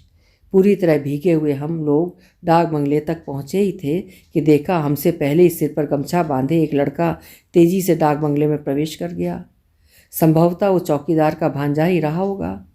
हमने एक दूसरे से आंखों आंखों में बात करी और एक सुकून सा महसूस किया। हर शाम की तरह आज भी बिजली गुल थी। पल भर में वो लड़का बैठक के भीतर पेट्रोमैक्स जलाकर रख गया। आंखों को छोड़कर उसका चेहरा भी गमछे से ढका था। हमने भीतर जाकर शीघ्रता से कपड़े बदल लिए। बैठक में हमारे आने से पहले ही 3 कप भाप निकलती कॉफ़ी टेबल पर रखी थी। बारिश में भीगने के बाद गर्म कॉफ़ी अमृत सरीखी लगी। मैडम जी, खाना क्या बनेगा? दरवाजे के पीछे से आवाज़ आई। वो युवक कुछ शर्मीला सा लगा, शायद इसीलिए हमारे सामने आने से कतरा रहा था। कुछ भी बना लो भाई, हमें तो सब कुछ पसंद है, मैंने कहा। लेकिन मैं तो आज की अपनी फलाहारी खा चुकी हूँ, अब कुछ नहीं खाऊंगी, श्री मिनमिनाई। फलाहारी खा ली तो क्या, एक दिन अपने नियम तोड़ दे श्री, सारे नियम धर्म संस्था तक ही रहने दे। मिनी ने उसे प्यार से झिड़का। हाँ मैडम जी, देखना आपकी पसंद का ही खाना बनाता हूँ, वही मधुर पुरुष स्वर। तुम सामने आकर बात करो जी, ओट में रहकर क्यों बात करते हो, हम तुम्हें खा थोड़े ही जाएंगे। मिनी हंसी। मैडम जी, गुरु का गंडा बंधा है मेरे बाजू में, साधना कर रहा हूँ। 30 दिन तक किसी से आंख मिलाकर बात नहीं कर सकता। 28 दिन बीत चुके हैं, 2 दिन और बचे हैं, बस इसलिए। कैसी साधना, कैसे गुरु, क्या सीखते हो तुम? संगीत सीखता हूँ मैडम जी। ठीक है, तुम अपने मन का खाना बना लो। श्री, तू भी खाएगी हमारे साथ, कोई नाटक नहीं चलने वाला। सौदामिनी ने श्री से हट किया। हम तीनों में वही सबसे मुखर थी। इतने में रसोई से एक बिरहा की तान सुनाई पड़ी। इस बार बोल स्पष्ट थे। सावन बीत गयो मेरो रामा, नाही आयो सजनवाना। श्री एकदम से चौंक गई। ये स्वर, ये धुन किसकी है, पहचानी सी? उसकी भंगिमा देखकर मैं और मिनी सजग हो गए। वो बेचैन थी। सुनो, तुम कौन हो, क्या नाम है तुम्हारा? उसने चौकीदार के भांजे को आवाज़ दी। क्या हुआ मैडम जी? वो फिर दरवाजे की ओट में था। कौन हो तुम, नाम क्या है तुम्हारा? श्री व्याकुल थी। ये गीत कहाँ से सीखा तुमने? मैं शिवोहम हूँ मैडम जी, मेरे गुरु ने ये तान मुझे सिखाई। आपको पसंद आई? देर हो रही है, मैं खाना लगाता हूँ। लेकिन श्री घबराई थी। खाने की टेबल पर पूरी और सब्जी के साथ गाजर का हलवा भी था, भाग्यश्री की खास पसंद। खूब सारे मेवे डाले थे उसमें। मेरी पसंद का खाना, ठीक वैसा ही हलवा जैसे धाय माँ बनाती हैं, वही खुशबू, वही स्वाद। श्री फिर कुछ बोली, कुछ याद किया, लेकिन हमारी तरफ देखकर चुप हो गई। वापसी से पहले की अंतिम रात, आज की रात, हमारे साथ की आखिरी रात, जाने फिर कब मिलना हो। डाक बंगले से सामान समेटना अच्छा नहीं लग रहा था। ये संग साथ के चंद दिन अब फिर नहीं लौटेंगे। हम उदास थे। देर तक बतियाते रहे हम तीनों, फिर सो ही गए। आधी रात के आसपास बांसुरी की सुरीली धुन से अचानक मेरी आंख खुल गई। देखा भाग्यश्री अपने बिस्तर पर नहीं थी और सौदामिनी बेखबर सो रही थी। मिनी, उठ उठ, श्री पता नहीं कहाँ चली गई। सौदामिनी हड़बड़ा कर उठ बैठी। क्या हुआ, ये धुन कैसी, कोई बांसुरी बजा रहा है क्या? इडियट, श्री नहीं दिख रही, तुझे बांसुरी की पड़ी है? मैं झुंझला पड़ी। सौदामिनी सचेत हो गई। मेरी दृष्टि खिड़की के पार चली गई। कोहरा और घना हो गया था। जंगल में रात और गहरी लगती है, भले ही वो शरद पूर्णिमा की रात ही क्यों ना हो। चांद की हल्की सुनहरी धुंधली रोशनी चारों ओर फैली थी। बगीचे के झूले पर बैठा कोई युवक बांसुरी की मीठी तान छेड़ रहा था। श्री उसके पास ही खड़ी थी। उसी समय एक मीठा गीत भी सुनाई पड़ा। झूला झूले नंदलाल संग राधा गुजरी, कहे राधा जी पुकार, पेंगे मार सरकार, उड़े पगिया तोहार, मुड़ी उड़े रे चुनरी। हाँ, ये तो वही चौकीदार का भांजा लग रहा है। और श्री, उसकी सफ़ेद साड़ी का आंचल धरती पर लौट रहा था, बाल खुले अस्त व्यस्त सी श्री। उस युवक ने गीत गाते हुए फिर बांसुरी की तान छेड़ी और श्री मानो बेसुध हो धरती पर गिर पड़ी। जब तक हम बाहर निकलते वो युवक श्री को वैसे ही बाहों में उठाए कमरे में ले आया था जैसे शिव ने सती को उठाया था। पहली बार उस युवक का चेहरा देखा, सांवला और आकर्षक, ओज और दिव्यता इतनी जैसे स्वयं सूर्यवंशी राम ही साक्षात सामने हो। क्या ये चौकीदार का ही भांजा था? कुछ कुछ देखा सा लगा वो युवक। याद नहीं आया कि कहाँ देखा है उसको। अब मुझे जाना होगा मैडम जी, गुरु का बुलावा आ गया है।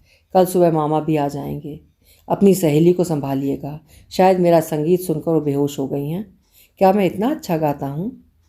वो मुस्कुराया और हम स्तब्ध से उसको देखते रहे, कुछ नहीं बोल सके। उसने श्री को संभाल कर बिस्तर पर लिटा दिया। वो चला गया। घड़ी देखी, सुबह के 4 बजे थे। श्री अभी भी बेसुध थी। उसके चेहरे पर पानी के छींटे दिए। आहिस्ता से वो होश में आ गई। सोहम, सोहम, वो बुदबुदा रही थी। श्री उठ तो, क्या हुआ? मिनी ने उसे थपकी दी और श्री चौंक कर उठ बैठी। सोहम आया था? हाँ, वो सोहम ही था जिसने बिरहा गाया, बांसुरी बजाई थी। वो मुझसे मिलने आया था। श्री बदहवास थी। हमें नहीं समझ में आया कि 50 पार की श्री उस 24-25 साल के लड़के में सोहम को क्यों ढूंढ रही है। इसका दिमाग तो नहीं चल गया? तू उलझ रही है श्री, ये सब तेरा वहम है। बहुत दिनों के बाद घर से निकली है ना, इसीलिए उल्टा सीधा सोचने लगी है। भला सोहम यहाँ कैसे और क्यों आएगा? मिनी ने एक बारगी उसे झिड़का। सुबह की पहली किरण फूट रही थी। हम लोग डाक बंगले से बाहर बरामदे में निकल आए। सामने की लंबी सड़क से चौकीदार आता दिखा। उसके साथ एक युवक भी था जो एक डंडे के सहारे से चल रहा था। उसके पैर में कच्चा प्लास्टर चढ़ा हुआ था। निकट आने पर मेरे मुंह से बेसाख्ता निकल पड़ा, अरे तुम तो गुरुजी के पास जाने वाले थे आज। कौन गुरु? कैसे गुरु मैडम जी? ये तो मेरा भांजा है, बिल्कुल अनपढ़। 2 दिन आप लोगों को तकलीफ़ हुई होगी, माफ़ी चाहता हूँ। दरअसल बारिश में फिसल कर इसके पैर में मोच आ गई तो ये गांव से इधर आ ही नहीं सका। हम स्तब्ध से एक दूसरे को देख रहे थे। हमारी आंखों में कई अनुत्तरित सवाल थे। वो कौन था जो चौकीदार की अनुपस्थित में हमारी सेवा कर गया? वो कौन था जो आधी रात को कजरी और बिरहा हमें सुना गया? लेकिन ये लड़का भी तो हूबहू उसी की शक्ल का है। क्या कुछ अकल्पनीय घटित हो चुका है हमारे साथ? हम नहीं समझ पाए। तभी देखा डंडे पर टिके उसके हाथ की उंगली में कुछ जगमग जगमग चमक रहा है। श्री ने झपट कर उसका हाथ थाम लिया। ये अंगूठी तो सोहम की है, तुम्हारे पास कैसे? कौन हो तुम? क्या नाम है तुम्हारा? श्री ने अंगूठी छीन ली थी उससे। देखा उसमें कसावट के लिए धागा बंधा हुआ है। शायद अंगूठी उसी उंगली में ढीली रही होगी। अंगूठी का सोना मैला हो चुका था लेकिन हीरा दबक रहा था। ये वही सगाई वाली खानदानी अंगूठी थी। मैडम जी, ये कृष्णा है मेरा भांजा, जन्म से गूंगा है ये। कोई गलती हो गई क्या हमसे? चौकीदार घबरा गया था। ये लड़का तुम्हारा भांजा नहीं हो सकता, सच सच बताओ ये कौन है? श्री के स्वर में आदेश था, एक राजसी रौब। वो बूढ़ा भयभीत था। अपनी नौकरी जाने का डर समा गया था शायद उसके मन में। मामा भांजे दोनों ही घबराए थे। बूढ़ा चौकीदार वही फर्श पर उकड़ू बैठ गया। हम लोगों को उसने बरसों पहले की एक कहानी सुनाई, कुछ इस तरह। आज से कई बरस पहले की बात है। हमारे गांव में एक लड़का और लड़की आए थे आसरा ढूंढते हुए। दोनों ही के चेहरे का तेज देखकर लग रहा था कि किसी ऊंचे खानदान के हैं वे लोग। लड़की गर्भ से थी पूरे दिनों से। मेरे ही घर में रहे थे वो लोग। कुछ ही दिनों में उस युवा जोड़े के संतान पैदा हुई। बेटा था, बिल्कुल अपने पिता के जैसा। मेरी पत्नी और विधवा बहन ने नई नई माँ बनी उस लड़की की खूब सेवा करी। बच्चा धीरे धीरे बढ़ता हुआ हम सबका दुलारा हो चुका था। नाम धरा गया कृष्णा। कृष्णा का पिता गाना बहुत अच्छा गाता था। यमन, पीलू, मलकौस, मेघ, मल्हार और भी पता नहीं कौन कौन से रागों के नाम मुझ अनपढ़ को बताया करता। वो इतना अच्छा गाता था कि बनारस, मिर्ज़ापुर तक लोगों में उसका नाम फैल गया। कुछ दिन हमारे गांव में रहते हुए उसने खेती बाड़ी करना भी सीख लिया था। हम लोगों के साथ उन मियाँ बीबी का जीवन अच्छे से सुख शांति और चैन से कट रहा था कि एक दिन अचानक एक बड़ी काली गाड़ी में 2 बंदूकधारी नकाबपोश आए। उनके साथ एक लंबी सी काली औरत भी थी। वे लोग आपस में किसी अंगूठी और सोहम की बात करते थे। सोहम, हाँ यही नाम बताया था उस लड़के ने अपना।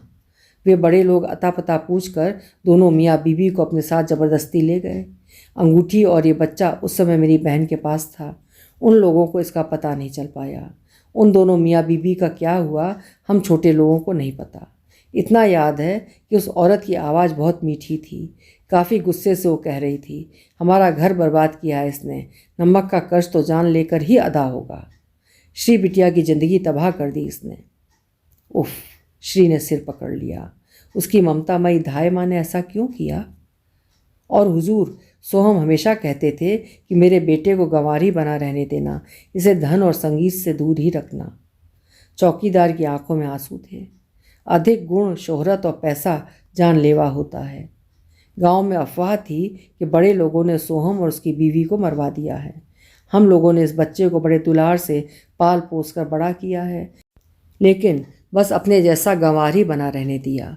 ये अंगूठी तो इसके पिता की अंतिम निशानी है। इसकी उंगली में ढीली है, फिसल जाती है। श्री ने वो अंगूठी कृष्णा को वापस दे दी। हमें वापस लौट जाना था आज, लेकिन अब देर हो चुकी थी। जाना अगले दिन के लिए स्थगित कर दिया। जो कुछ हमारे साथ घटा उसे भूलना ही श्रेयस्कर था।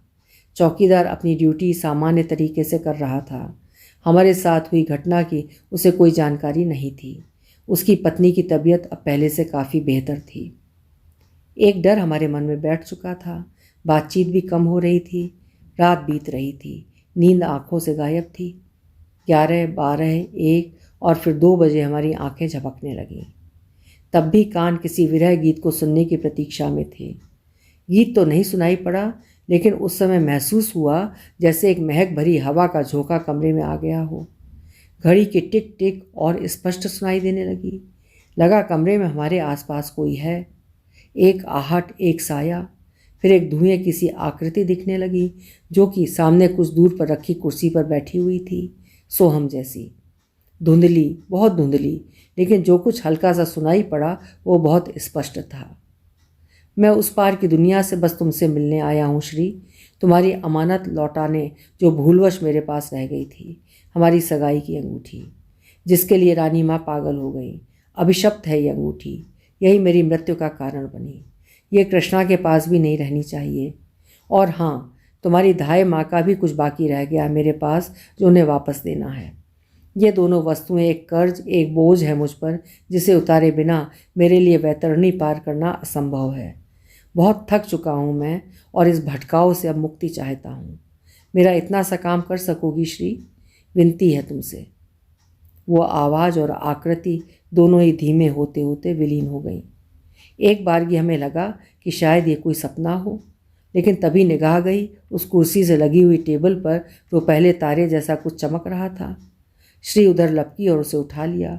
वो कृष्णा की उंगली में पहनी हुई अंगूठी थी, सोहम और भाग्यश्री की सगाई वाली अंगूठी, और उसी के साथ रखा था लाल कलावे से बंधा हुआ एक तांबे का ठोस तावीज़। कलावा मटमैला था और तावीज़ पुराना, चमक विहीन। तावीज़ के ऊपर किसी अलग सी भाषा में कुछ लिखा हुआ था। चकित सी भाव मुद्रा में श्री अंगूठी और तावीज़ पकड़े खड़ी थी। मैं और मिनी सन्नाटे में थे। सुबह हो चुकी थी। हमारा सामान गाड़ी में रखते हुए चौकीदार बता रहा था, क्या बताएं मैडम जी, कृष्णा से उसकी अंगूठी कहीं गुम ही हो गई। पता नहीं कैसा मोह था उसको उस अंगूठी से। लाख कहने पर भी उंगली से निकालता ही नहीं था। ढीली थी तब भी। ताल पर नहाने गया था कल, शायद पानी में ही बह गई। अच्छा ही हुआ, हम गरीबों के पास ऐसी कीमती चीज़ें नहीं रहनी चाहिए। वो जैसे स्वयं से ही बतिया रहा था। उसे बख्शीश देकर हम लोग कार में बैठ गए। श्री को बनारस छोड़ते हुए हमारी वापसी थी। अंगूठी और ताबीज़ श्री के ही पास थे। बार बार पर्स में हाथ डालकर वो अंगूठी और ताबीज़ टटोल लेती। हमारे मन में, आंखों में एक सवाल था, क्या धाय माँ ने सोहम की जान ले ली? इतनी ममतामयी धाय माँ आखिर ऐसा कैसे कर सकीं? क्या, क्यों, कैसे? किसी के पास कोई जवाब नहीं था इसका। हमारे बीच एक उदास चुप्पी ठहरी हुई थी। कुछ भी शेष नहीं बचा था बोलने को।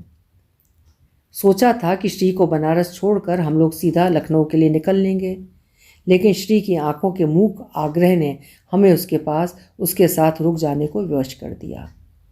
श्री कुछ असमंजस में थी, अनमनी अनमयस्क सी। कोठी पहुंचते ही धनम्मा ने श्री को कलेजे से चिपका लिया, मानो श्री उसे बरसों के बाद मिली हो। लेकिन श्री का चेहरा सपाट था। धनम्मा के प्रति उसकी बेरुखी हमें साफ दिख रही थी। हो सकता है धनम्मा इसे न भांप सकी हो। धनम्मा के माथे पर पट्टी बंधी थी, जिसके ऊपर रक्त की बूंदों के निशान साफ दिखाई दे रहे थे। लग रहा था घाव अभी ताज़ा ही है। फिर धनम्मा ने हमें बताया कि हमारे जाने के बाद ही से रानी माँ हिस्टेरिकल सी हो गई थी, कुछ हिंसक। अंगूठी के लिए इतनी व्याकुल बौराई कि जो कुछ भी हाथ में आता सामने वाले पर फेंक कर मार देती। कोई नौकर उनके कमरे में जाने का साहस नहीं कर पा रहा था। धनम्मा ही उन्हें बार बार अंगूठी मिल जाने का आश्वासन देती रहती, लेकिन अभी 2 दिन पहले ही पानी पीते हुए अचानक उन्होंने हाथ घुमाकर धनम्मा के माथे पर गिलास दे मारा। चीख कर बोली, मुझे पता है तूने ही वो अंगूठी छिपाई है, दे मुझे वरना जान ले लूँगी तेरी। गिलास ठोस चांदी का था। धनम्मा के माथे पर गहरा घाव लगा उससे। ये देख कर ही समझ आ रहा था। मैं, मिनी, श्री और धनम्मा चारों एक साथ ही रानी माँ के कमरे में गए। उन्हें प्रणाम करना था और श्री को उनकी हीरे की अंगूठी वापस करनी थी, जिसके लिए वो लगातार पगलाई रहती थी। रानी माँ प्रणाम। श्री ने उनके पैर छुए। मैंने और मिनी ने दूर से ही उन्हें प्रणाम किया। धनम्मा श्री के बिल्कुल पीछे ही खड़ी हुई थी। उन्होंने श्री को कंधे से थामना चाहा, लेकिन श्री उनसे दूर छिटक कर खड़ी हो गई। धनम्मा का चेहरा उतर गया। श्री की आंखों में इस समय उनके लिए नफरत और कुछ विरक्ति जैसा भाव था, जिसे उन्होंने पढ़ लिया। ऐसा तो उनकी श्री बिटिया ने कभी भी नहीं किया उनके साथ। फिर आज उनकी भाव भंगिमा से लगा जैसे वो आहत हुई थी। फिर स्वतः ही श्री से अलग होकर वो कमरे के दूसरे छोर पर रखे कैबिनेट के पास जाकर खड़ी हो गई। यूं ही कोई किताब देखने लगी थी। शायद अपने प्रिय श्री की उपेक्षा से कुछ खिसिया गई थी धनम्मा।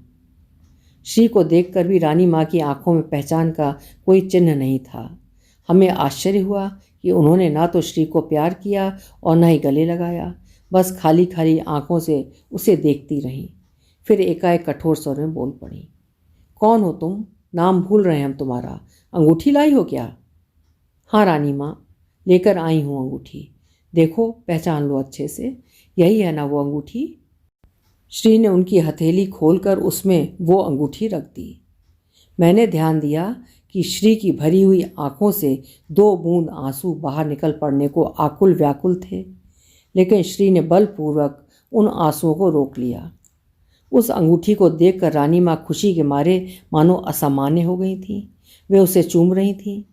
मैंने कहा था ना कि तुम लोगों ने अंगूठी छिपा रखी है, आखिर मिली कि नहीं? वे इस तरह खुश होकर खिलखिला रही थीं जैसे किसी बच्चे को उसका खोया हुआ खिलौना मिल जाए। ऐसा लगा जैसे जन्मों से बिछड़ी कोई अनमोल वस्तु पा गई हों वे। धनम्मा विमूढ़ सी खड़ी थी और श्री एकदम तटस्थ, निर्विकार, वीतराग। उसे तो जैसे किसी से कोई लगाव, कोई मोह ही नहीं रह गया था, ऐसा लगा। श्री बिटिया, ये अंगूठी कहाँ से, कैसे? वो हकला रही थी। धाय माँ, तुम्हारे लिए भी कुछ है मेरे पास। धनम्मा को ध्यान से देखते हुए तनिक कड़े स्वर में श्री कह उठी। मेरे लिए? मेरे लिए क्या लाई मेरी बच्ची? श्री के लिए धनम्मा का दुलार जैसे छलक छलक पड़ा। श्री जरा सा उनसे संबोधित क्या हुई कि उनको सारा संसार ही मिल गया हो जैसे। लेकिन श्री गंभीर थी, पता नहीं क्या सोच रही थी। कमरे के 2 छोरों पर खड़ी श्री और धनम्मा के बीच बस मतलब भर की ही दूरी थी। छोटे छोटे कदम बढ़ाती श्री को देखकर लगा कि ये दूरी कितनी लंबी हो गई है। दाएं माँ के निकट पहुंचकर श्री ने उनकी सीधी हथेली थाम अपनी मुट्ठी में दबा ताबीज उस पर धर दिया। दाएं माँ कुछ देर तक ध्यान से उस ताबीज को देखती रहीं। उनके चेहरे की रंगत उड़ती जा रही थी, होंठ कांपने लगे थे। अंगूठी, ताबीज, सोहम, मेरा बच्चा, वो लड़खड़ा कर गिरने ही वाली थीं कि श्री ने सहारा देकर उन्हें सोफे पर बिठा दिया। धनम्मा की आंखें बरस रही थीं। वो वही था, हाँ वही, मेरा अपना बच्चा। सरपणी हूँ मैं, अपने ही बच्चे को खा गई। उनकी मधुर आवाज़ धीमी होते होते एक घर्राहट में बदल गई। एक लंबी सिसकी गले से निकली और तीव्र रुदन में बदल गई। मुझे बता दे बेटी, किससे मिलकर आई है तू? कौन मिला था तुझे? मरे हुए लोग तो कभी वापस नहीं आते। बता दे बेटी। वो घिघिया रही थीं और हम तीनों स्तब्ध से धाय माँ को देख रहे थे। ऐसा लगा चंद पलों के भीतर ही धाय माँ बूढ़ी, बहुत बूढ़ी हो गई थी। श्री उन्हें थपकती रही। कुछ नहीं धाय माँ, बस एक हवा का झोंका आया था मेरे पास। कैसे आया, क्यों आया, नहीं जानती। तुम बताओ, सच क्या था? धाय माँ निढाल थीं, हिचकियों से बिलख रही थीं। वो वही था, वही, हाँ सोहम। वो जीवित तो नहीं होगा। पैदा होते उसकी कमर में एक ताबीज अपने हाथों से बांध दिया था मैंने, उसके पिता की निशानी। कुंवारी माँ थी ना मैं। उसके पिता थे विवाहित नेपाल राज दरबार के प्रसिद्ध गायक, संगीतज्ञ, संगीत शिरोमणि। भला कैसे ब्याह करते मुझसे? नन्ही सी जान को गंगा तट पर कितनी बेरहमी से लावारिस छुड़ाई थी मैं। एक बार पलट कर देखा भी नहीं। हाय मेरा बच्चा, माँ बाप के होते हुए भी अनाथों की तरह गरीब की कुटिया में पला बढ़ा। क्यों नहीं भांप सकी कि उस जुलाहे के घर में पला हुआ सोहम मेरा अपना ही कोख जाया है? धाय माँ का रुदन अब क्रंदन में बदल चुका था। वो प्रलाप कर रही थी। दोहरा पाप किया है मैंने। अपनी जाई संतान को कैसी निर्ममता से तज दिया, और वफादारी निभाते निभाते अनजाने में ही सही कितनी निर्दयता से उसे मरवा भी दिया। कैसी क्रूरता से उसे मरते हुए देखती रही थी मैं। उफ, उसकी चीखें आज भी मेरे कानों में गूंज रही हैं। धाय माँ ने दोनों हाथों से अपने कान बंद कर लिए। ईश्वर भले ही मुझे क्षमा कर दें, लेकिन मैं स्वयं को कैसे क्षमा कर सकूंगी? उनका सर्वांग थरथरा रहा था। कमरे में भयानक सन्नाटा था। बीच बीच में धाय माँ की सिसकियाँ रह रहकर गूंजती, या फिर रानी माँ की धीमी धीमी खिलखिलाहट। हम लोग इस अजीब सी परिस्थिति के सामने निशब्द थे, हैरान और परेशान। मुझे और मिनी को वापस लौटना था। श्री को छोड़ते कैसी तो अकुलाहट हो रही थी। दो असामान्य स्त्रियां और उनके बीच अकेली श्री। लेकिन यात्रा का अंत तो होना ही था। यात्राएं पड़ाव नहीं, ठहराव मांगती हैं, घर वापसी चाहती हैं। मैंने और मिनी ने श्री से चिट्ठी द्वारा संपर्क में रहने का अनुरोध किया था, क्योंकि अमूमन वो फ़ोन का इस्तेमाल नहीं करती थी। अपने अपने पते उसको देकर हम वापस लौट आए। इस पूरे घटनाक्रम को घटे लगभग 4 महीने बीत रहे थे। अपनी दिनचर्या में लिप्त रहते हुए भी मुझे अक्सर श्री और मिनी की याद आया करती। मिनी से तो फिर फ़ोन पर बात हो जाती, लेकिन श्री की कोई खबर नहीं मिल सकी, न मुझे और न ही मिनी को। लेकिन एक दिन चिट्ठी आई।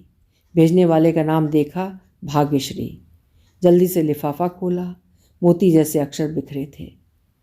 प्रिय सखी, याद आती है तुम्हारी।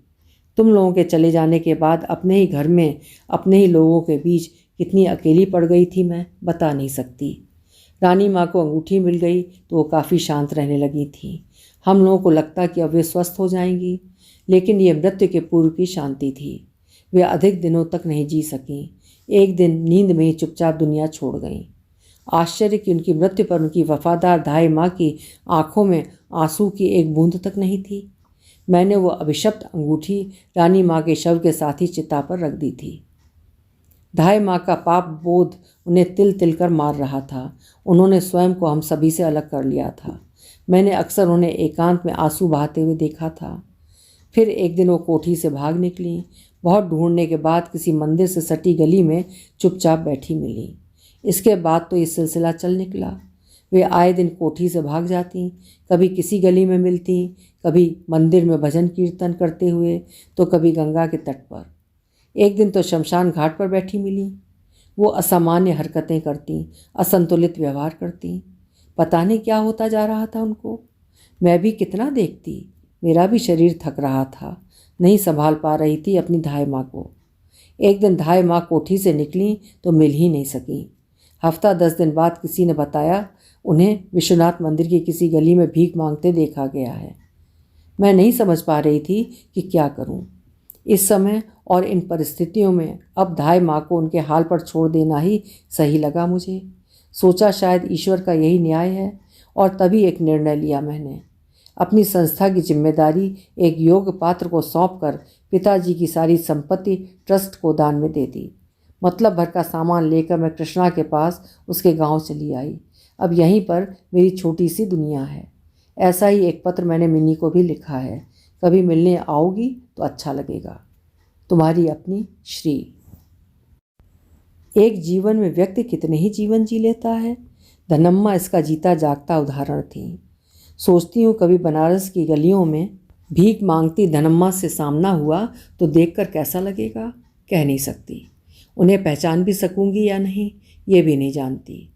धनम्मा को अपने दोहरे पाप का प्रायश्चित शायद इसी तरह से करना था।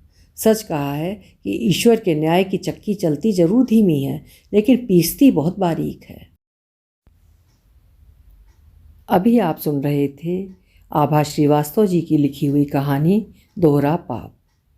ये कहानी जयपुर के अखिल भारतीय डॉक्टर कुमुद टिक्कू पुरस्कार 2022 से पुरस्कृत हो चुकी है। उम्मीद है कि कहानी आपको पसंद आई होगी। हिंदी साहित्य की ऐसी ही उम्दा कहानियों के लिए जुड़े रहें मेरे साथ। मिलते हैं अगली कहानी में। नमस्कार।